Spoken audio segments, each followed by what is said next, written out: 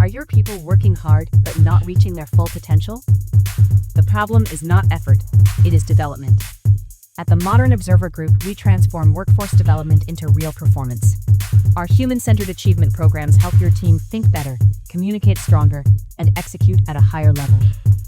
That means higher employee engagement, stronger leadership, and measurable results across your organization. If you want a workforce that performs, leads, and delivers, it is time to invest in your people.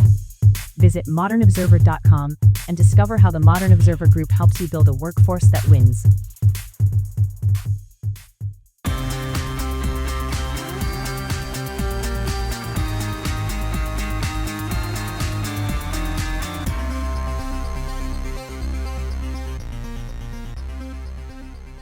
More strikes on Iran. Platner out of the Senate race.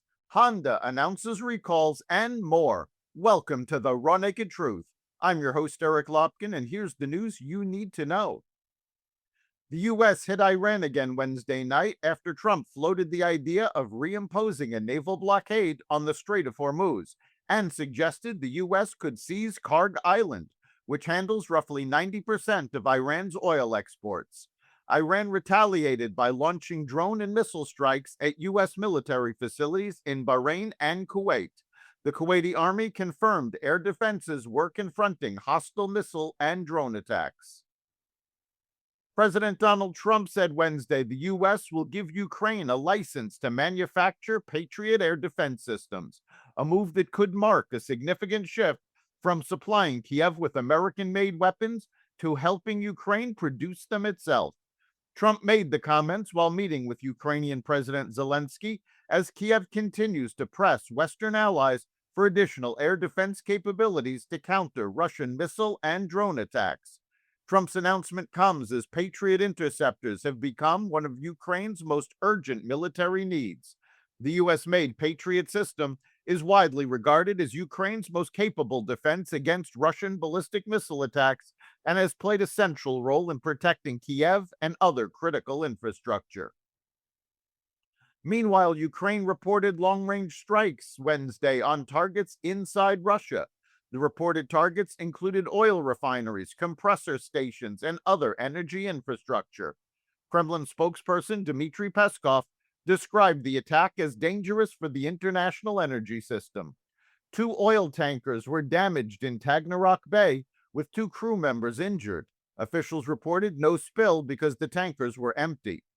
Russian attacks also struck Ukraine. In Kyiv, a woman was killed and 2 people were injured. Administrative buildings, warehouses, a garage, and trains were damaged, while elsewhere in the country, a guided bomb injured an elderly man and woman. President Trump lashed out at Spain early Wednesday during remarks from the NATO summit, urging the U.S. to cut off all trade with the European country over what he called a lack of contributions to defense spending. Spain is a wasted cause, Trump said, sitting alongside NATO Secretary General Mark Rutte at the group summit in Ankara, Turkey. Spain is a terrible partner in NATO. They don't participate. They don't pay, the president continued. I don't want anything to do with Spain. Cut off all trade with Spain, please, including visits, he said. The embattled Senate campaign of Maine Democrat Graham Platner effectively ended Wednesday when Platner suspended his campaign against incumbent GOP Senator Susan Collins. Platner had been under pressure to withdraw since being accused of a 2021 rape, an accusation he denies. On Tuesday, the Maine Democratic Party accused him of trying to influence who would replace him as the nominee. Several Maine Democrats have already publicly declared their interest, and the state party has voted to hold a nominating convention to choose his replacement.